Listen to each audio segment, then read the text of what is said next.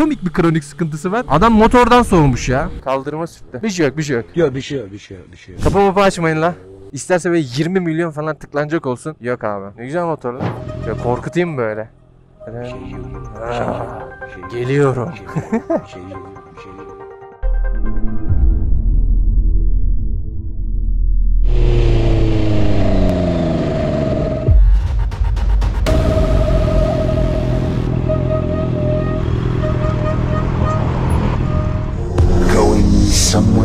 Ekonomi gözlerdeki ışık.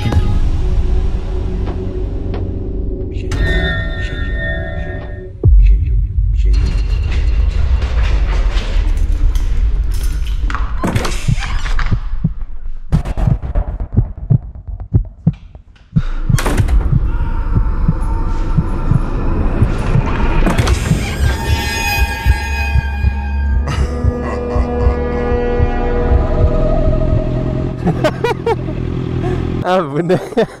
Harbiden ya. Gerilim aksiyon filmi çekiyoruz ya.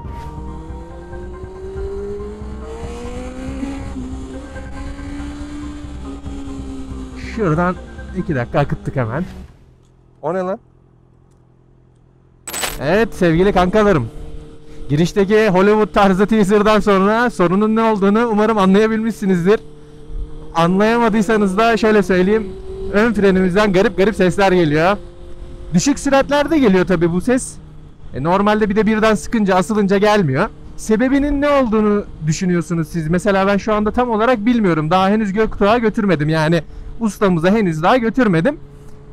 Büyük ihtimalle ben diyorum ki balatalardan olabilir. Balatalardan değilse ön fren merkezinden olabilir. Oradan da değilse artık hortumlardan mı, sıvısından mı, kaliperin içinde saçma sapan bir şeyler mi oldu? Efendime söyleyeyim, şuradan bir geçelim. Ya da diskten dolayı mı?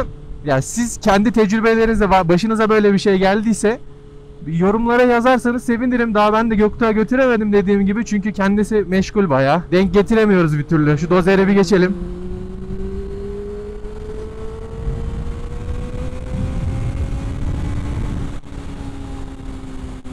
Bak şimdi böyle asıldığım zaman frene hiçbir problem olmuyor. Hatta güzel de tutuyor. Yavaşlayayım diyorsun, yavaşlayamıyorsun. Garip yani yavaş tutuyor da şey yapıyor, garip garip sesler çıkartıyor. Şurada bakayım bir deneyeyim. Çok hafiften dokununca yapıyor bunu. Şöyle bakayım. Yapmadı lan bu sefer. Benimle oynama oğlum. Benimle oynama söyledim sana. Bakım onarım videosu gelecek. Motosikletimizin daha bakımını henüz yaptırmadık. Açıp bakacağız neler var neler yok.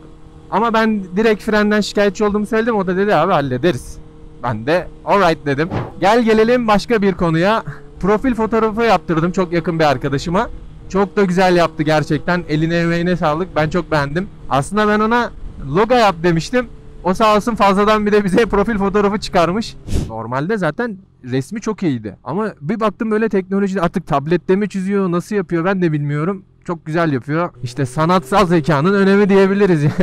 Yetenek abi. Bu sımsıcak bakan özleri özledim. Hadi bakalım. Aha. Ne yaptı la? Kaldırıma sürttü. Bir şey yok, bir şey yok. Yok bir şey yok. Şimdi diyordum ki NFT'de falan da satılıyormuş. Hatta Andan da satıyor. Bir bakayım dedim. Böyle 0.75 kuruş falan yazıyor ama herhalde o açık arttırmayla ilgili olur. Hiç anlamıyorum bu NFT olaylarını. Hatta size şöyle bir örnek vereyim. Bir gün İstanbul'a gittim abi, tamam mı? Ahmet'le oturuyoruz. Ahmet diye çok sevdiğim bir arkadaşım var. Ahmet dedi ki kanka dedi sana dedi ayakkabı alalım. Dedim alalım. Nasıl ayakkabı alıyoruz falan. Ondan sonra dedi kanka ayakkabı alacağız, gezeceğiz, dolaşacağız. İyi tamam da oğlum yani dedim nasıl yani? Meğersem o bildiğimiz ayakkabı değilmiş. Şuradan ben bir geçeyim.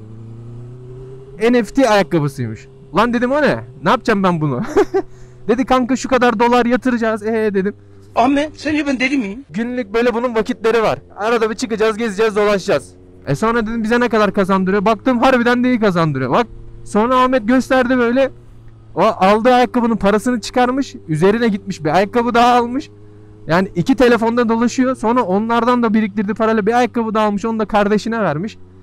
Öyle dolandırıyor böyle. Kardeşini de dolandırıyor. Birazcık şöyle bir manzara kesmesi yapalım. Fena ya. Cık, seviyorum abi şöyle yükseklerden bakınca çok hoş duruyor. Ben almadım tabii de. Çünkü bilmediğim şeylerin, araştırmasını yapmadığım şeylerin işine girmem. O yüzden ben dedim Ahmetciğim bunu araştırayım. Ahmet de bana sağ olsun o zamanlar böyle kanka şu kanala bak, takip et, işte şunları izle, dinle. Ben de dedi böyle öğrendim. Abi ben gerçekten hiç anlamıyorum ya. Ama tabii belki de araştırıp bakmak lazım. Böyle hani bilginiz varsa sizin de yorumlara yazın, biz de öğrenelim böyle hani nedir ne değildir. Bu arada logoyu tasarlayan arkadaşımın da böyle linkini falan bırakacağım. Eğer sizin de böyle hoşunuza giderse, beğenirseniz hani belki ona yaptırırsınız.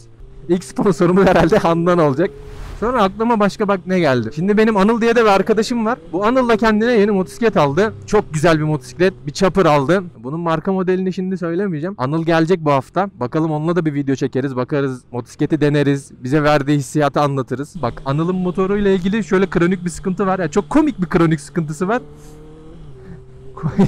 Ya kornaya basınca ön freni sertleşiyormuş. Yani daha doğrusu öyle olduğu söyleniyor. Anıl diyor ki bende var mı acaba? Ön frenim zaten sert mi değil mi? Çocuk da tam bilmiyor. Serviste falan garantiden değişiyorsa onları değiştireceğiz. Bir bin bakımını yaptırırız. O içindeki yağ çıkar. Anıl dediğim gibi ehliyetini de ilk defa aldın. Aha buna ne oldu lan?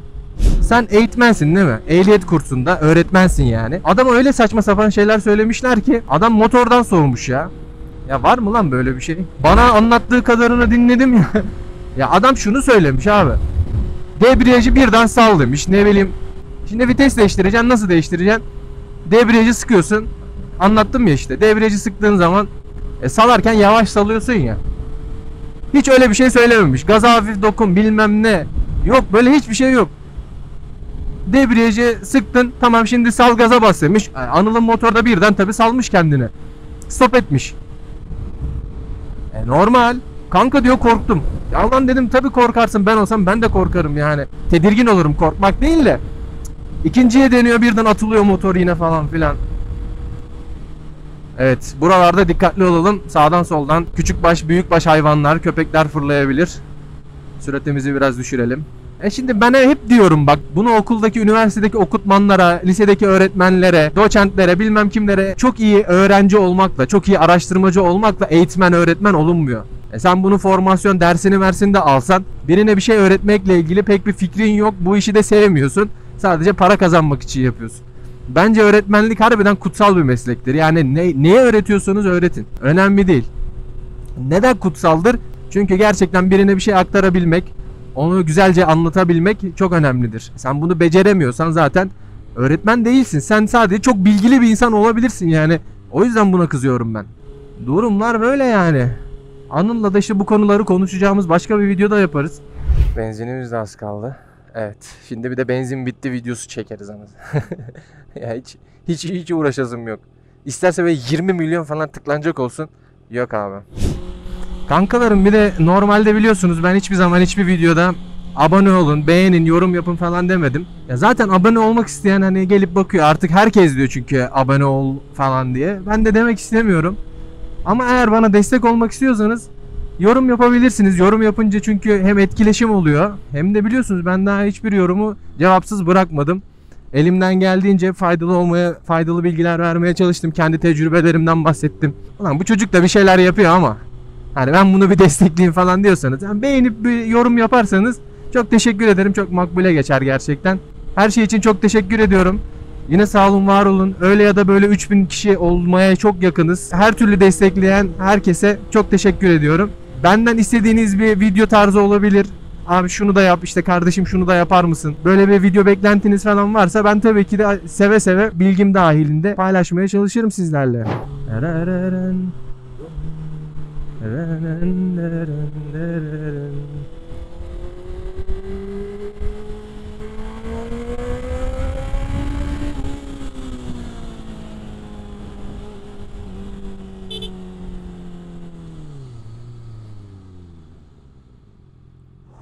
O ne lan? RS 660. Ne güzel motor lan. Ben geçeyim mi amca? Teşekkür ederim.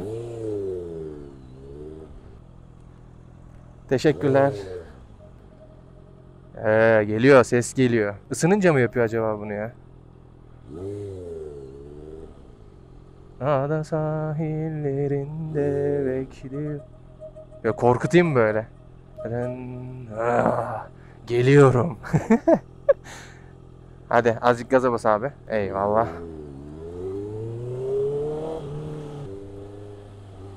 Kapı mapı açmayın la.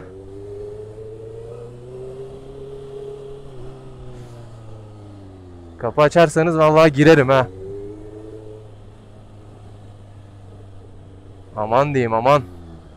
Acaba Flash TV'ye yazsam mı ya? Beni klip yönetmeni falan olarak alsınlar diye. Güzel troll videolar çekilir.